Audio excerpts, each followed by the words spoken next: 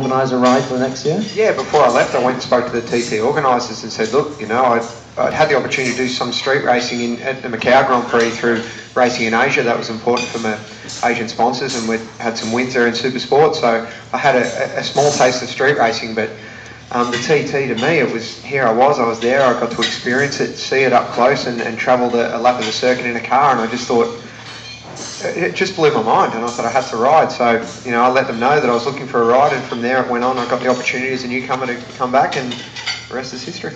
Yes, but you're a fast learner, because one of the big things about the TT course is actually learning it. And your first race was in 2005, and already by 2008, you'd won 2 races.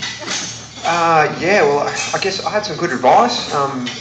TT riders are generally a friendly bunch, and I got to meet John McGuinness and Dave Jeffries in the early days at Macau, and I remember asking them advice, and John gave me some good advice. Study an onboard lap, but study a lap that's not too fast. Get a lap that's 118 miles an hour, a bit slower. Take in the detail of the track and try to learn it in sections, and that's what I did. Just applied myself to learning the circuit, and went there and was fortunate enough to get on good bikes and to keep myself out of the hedge, so to speak, and got some results. Yes, although you were the first man to lap the Isle of Man TT course at over 131 miles an hour, which is incredible. Yeah, no, it's something we're very proud of. Lap time around there is something it's hard work to get, and I'm very proud of it. But race wins are more important than lap times, but it's still, it was great. Well, 2 years later I ended up in the paddock, but... That was my next point, because you had those 2 victories in 2008, and it seemed that truly a new TT star was born. But you haven't been able to repeat those. Why? That's the TT. It brings out any weakness yourself as a rider or the machine has, and we've had a bunch of podiums. We had 3 seconds last year and only missed out on 1 win by 0.7 of a second, so bitterly close. But the TT is a very hard race to win, and it's just, as I'm sure Ryan here could tell me many stories about being a very accomplished and experienced TT rider himself. It's just one of those places. Wins, sometimes they come easy, and other times it's just so difficult. You're still with Wilson Craig again for this year. Are you looking good for finally getting that hat-trick race? Yeah, that's what we worked towards. We stuck with the same team. Wilson's he's a great guy to ride for. It's a small team. We're on good Honda bikes, and at the TT, we get 1 chance a year. I guess it's sort of compare it to like cycling's Tour de France. If things don't go well over that fortnight, it's a long year to wait for another bite at the cherry. So you really need to make that year count. And changing teams and changing machines, it's another year to learn the mechanics and build back up again. So I'd rather stay with what we've got, build on that, and 3 seconds.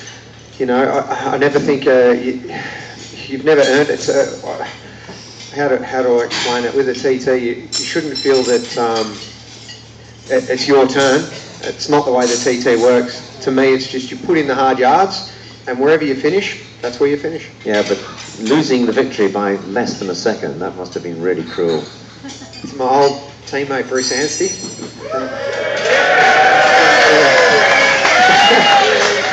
From New Zealand. Yeah, Bruce hasn't stopped rubbing that in, I assure you. You obviously are aware of the dangers of racing in the Isle of Man. Is this something that you feel you're prepared to keep on taking on board, or do you see yourself having a finite length to your career on the Tourist Trophy? The TT does scare the pants off me, and each year it gets worse because you are pushing very, very hard, and each year I say, this is it, this will be my last year, because that's the way you take the TT, as far as you don't plan any further ahead. It's not something you're thinking, in 3 years. You just think, look, take each year as it comes, give it my best and see how you feel. And I always let the dust settle, and I did that last year, and a couple of months after TT, I thought, yep, I enjoyed 2012, I want to go again. So we started working towards it, and I'll do the same this year, even though I've said to Mum and Dad that it'll be my last year. And my fiancée. But now you've also started another parallel career, because endurance racing at World Championship level is about as different as you can get from the Isle of Man TT course. It's on purpose-built circuits, The races are long, not the TT, but they're even longer at Vol d'Or and the Le Mans 24 Hours. How did that come about, and how do you feel about endurance racing?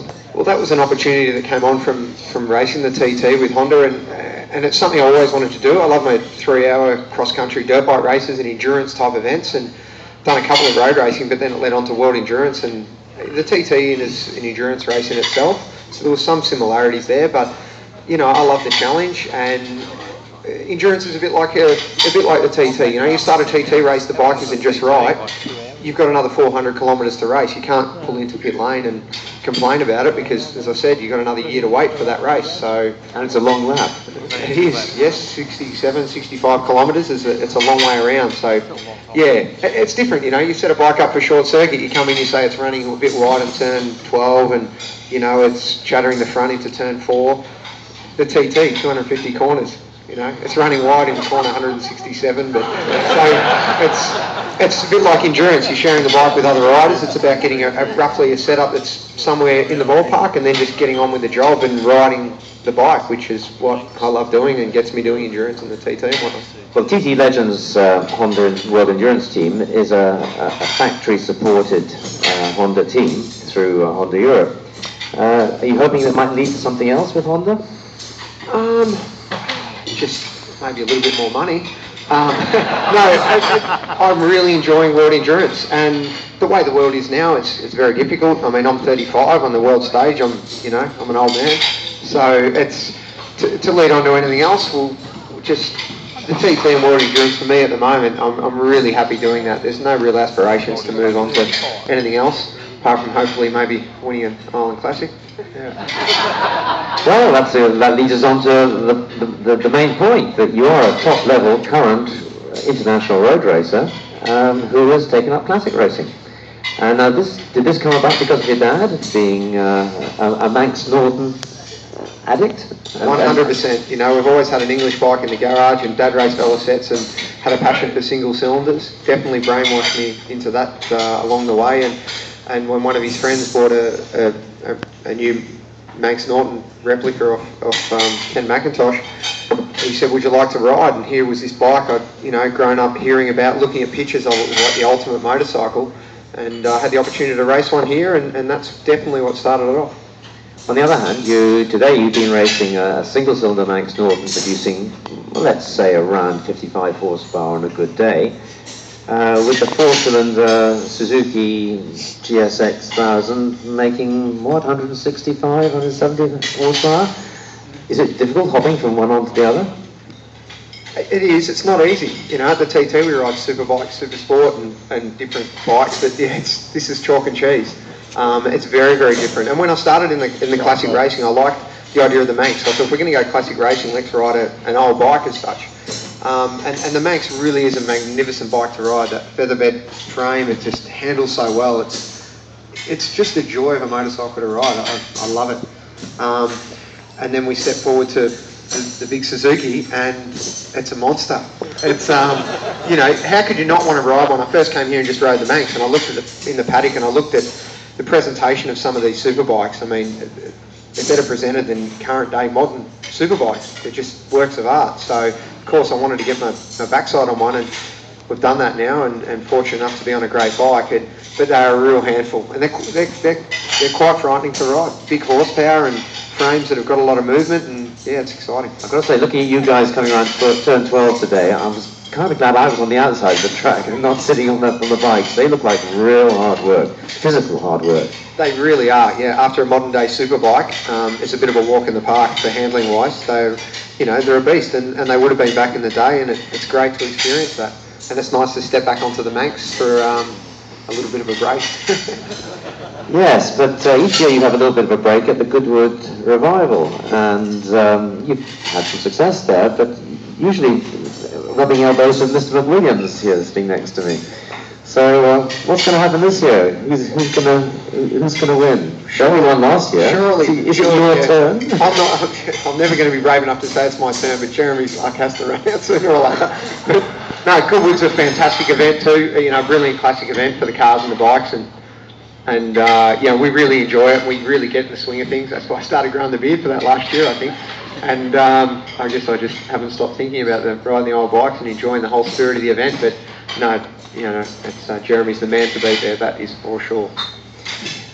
Having raced around Asia, Pacific region, all the World Endurance Championship rounds, Suzuka, places like that, Le Mans, Boldor, as well as Goodwood, and of course Phillip Island, what's your favourite circuit, other than Phillip Island? I've always said, since I've ridden the TT is, as a motorcycle circuit, it's just amazing for me as a rider. It just puts every skill, every ounce of myself as a rider to the test, as a person, to endure the 2 weeks and to the machine. Short circuits, and not saying this to please anyone, I've definitely always been Phillip Island since I first rode here, and having this on our doorstep, been blessed. So yeah, I always say, you know, for overall it's the Isle of Man, but as the circuit goes, it's definitely, you know, Phillip Island. Well, although I'm British, and we have a lot of British contenders for a TT victory, I have to say that I personally think it's your turn, and I hope you get your hat-trick victory this year in the Isle of Man. Thank you very much. Cameron Donald, thanks very much indeed. Good luck in the TT. And good luck in... Never known anybody who was such a versatile rider, and I mean that. I never knew anybody who was so versatile. You've raced on extremely difficult circuits, the Irish road racing circuits. You've raced on short circuits. You've got 335 career wins, 199 of those on Irish road circuits. You've often won 5 or 6 races in a single day on completely different kinds of motorcycles. You have to be one of the most versatile riders the world's ever known. But you've done it all on a mark that, frankly, is nobody's favourite for road racing. That's Kawasaki. There are hardly any other Kawasaki contenders doing road racing. Why did you choose Kawasaki? You know, it's funny to say that. Over the years I've been asked this many times. And, the reason it came about, not easy being green, is it? I got an opportunity, whenever I first started racing, it was on a TZ350, and that was in 1993, and it was a fantastic bike, but at that stage I had to ride against more modern 250s. I'm going green. It was the only bike I could get to go racing, and I got the opportunity then. A sponsor, you know, he bought me a 250 Honda. It was Max James Courtney bike, and you know, basically he bought me the bike and I had to run it. So I made several phone calls to Honda UK, you know, to see if I could get some help, and I wrote letters and done everything, and they didn't acknowledge me. They haven't the manners to call me back or whatever. So whenever I started riding for Winston McAdoo in 1999, you know, Kawasaki UK, they were the first manufacturer to give me any help, and I never forgot that. You know, all through my career, all the international wins I've had have been on Kawasaki, and as long as Kawasaki UK support me with my team, you know, I'll be Mr. Kawasaki. So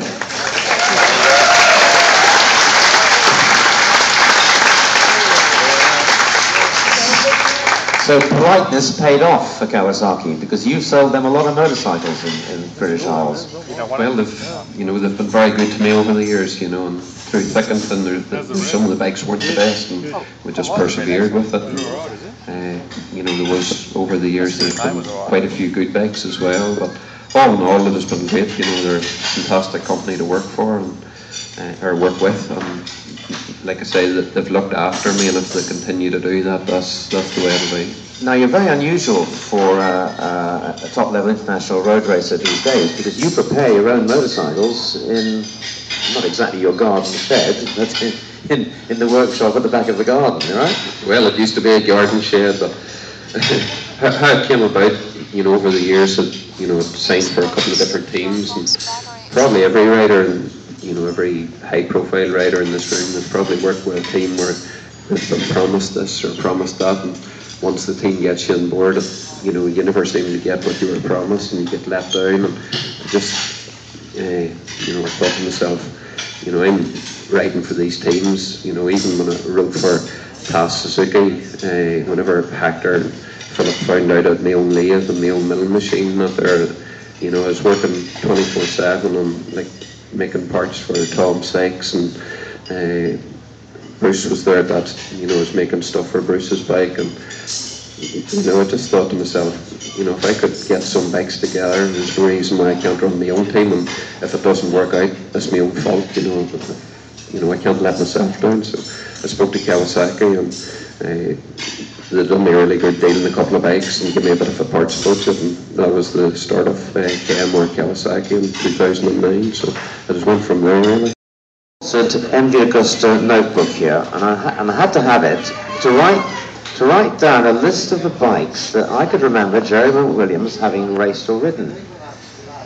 Aprilia RSV 250, RSV 400, the Aprilia RS3 Cube MotoGP Triple, the Proton V3 2-stroke, the Proton V5 4-stroke, the KTM V4, the Yamaha YZR 500 Harris frame, the Ilmor V4, I'm not sure you want to be reminded about that one, Harley Davidson XR 1200, won the British Championship 2010. Of course, Manx Norton, Suzuki XR 69, a Buell XBRR Pushrod V Twin, BMW 990 3-cylinder MotoGP prototype. There are others. Moses, I think it's two. You missed two, I think. ER6. And Oh, I forgot the ER6. You missed. Right. You missed three because Rogers. Oh, the XR69, as you said. Yeah, the Manx Norton. Yeah. Are you the most versatile of modern day road racers? You're still doing testing. You're still racing competitively. You're still, as we've just seen this afternoon, very fast. How have you been able to extend your career so successfully? I've never become joined to one manufacturer like Ryan has. I think you've got to be versatile, and if something comes along, of course, do your part for that manufacturer as a job. Look at it upon the contract as work, and try to do the best job you can do for them possibly. It's difficult sometimes, and it's difficult to, I think, keep the head up when things are really against you, and it's impossible to make the bike competitive.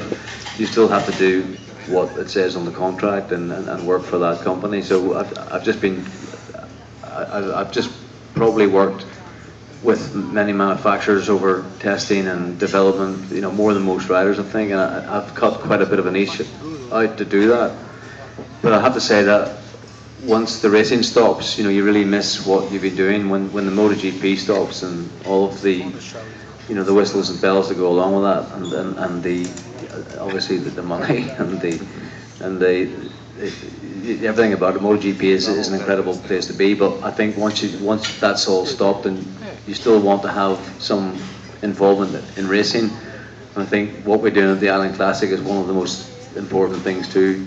For me, in that year, I only raced maybe 3 times in a season. Once this year was with Ryan on the Northwest 200, finishing second to him was a dream come true for the team. I raced Goodwood against Cam, and Wayne Gardner comes across and does that as well. And some of our big names, we got one with us tonight, Stephen Brogan, who sadly wasn't allowed to come up on stage tonight, but he's been pushing me for the last couple of years. Actually won a Goodwood as well. So I've been lucky to still keep a little bit of racing going through all this development, Alan. And I'm sure you know too. You ride bikes as much as I do. Yes, but I don't ride them to the level that you do, and I also don't get to ride the factory prototypes that never actually end up seeing the light of day, like the BMW 3-cylinder, for example. You're the man that has to find out sometimes the hard way. Oh, that doesn't work. And here I am sliding along at 120 kilometers an hour on my backside, having discovered the hard way that it didn't work. You're a brave guy. It's not that at all. All it is turn up and do what you can do. I remember talking about that 3-cylinder BMW, which is strangely, I didn't know at the time, but what they were doing was developing the electronics that have now ended up on the BMW Superbikes.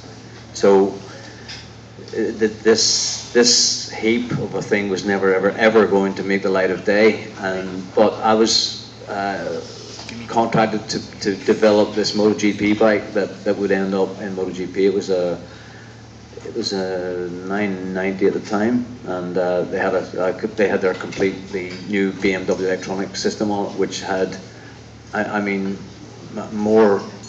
I've never ever seen. I've never worked with a company that had more functions than this piece of electronics that BMW brought along. And what they did was they put it onto this 3-cylinder bike, which was really a cut down of a 3-cylinder Formula 1 engine, which was a little bit like what Aprilia did whenever they made the Cube. They took 3 cylinders and made a really, really powerful motorcycle, which was unrideable.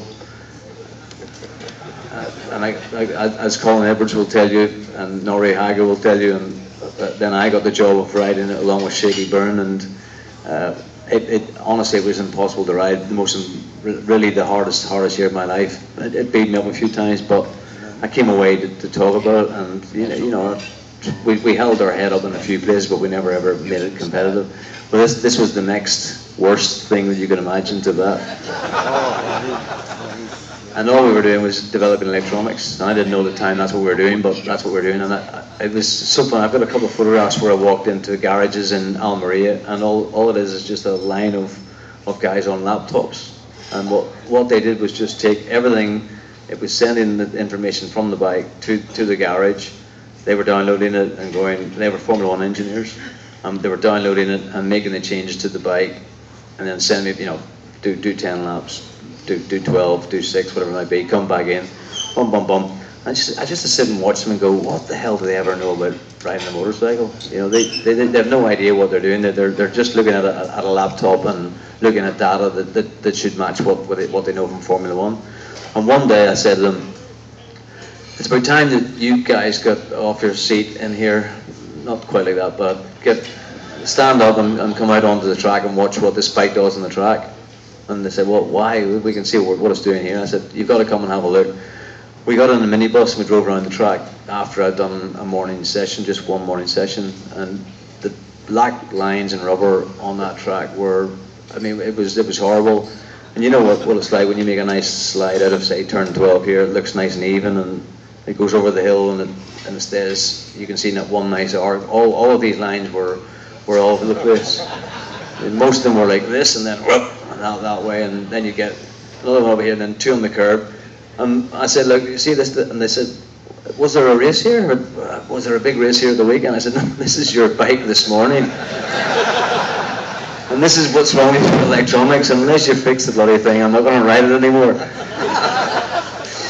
Well,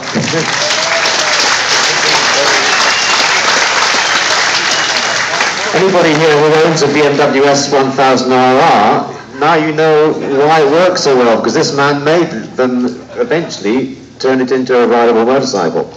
It's interesting though that BMW didn't start winning races in World Superbike until after 3 years, and when all those ex-Formula 1 engineers were given their marching orders and replaced by 5 people by Bernard Goldmeyer.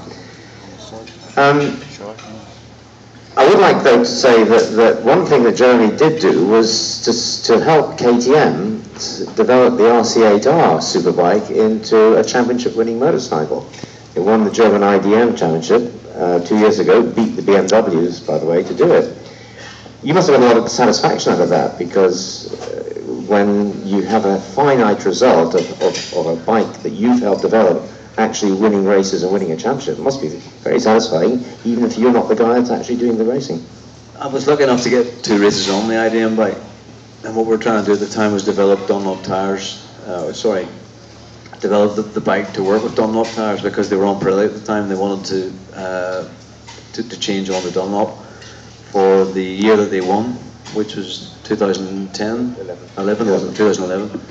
So in 2009, 2010, I did some work with them riding the IDM bike. I have to say that, believe it or not, I mean, I don't know how many KTM fans you have in this audience tonight, but the bike was really, really impressive.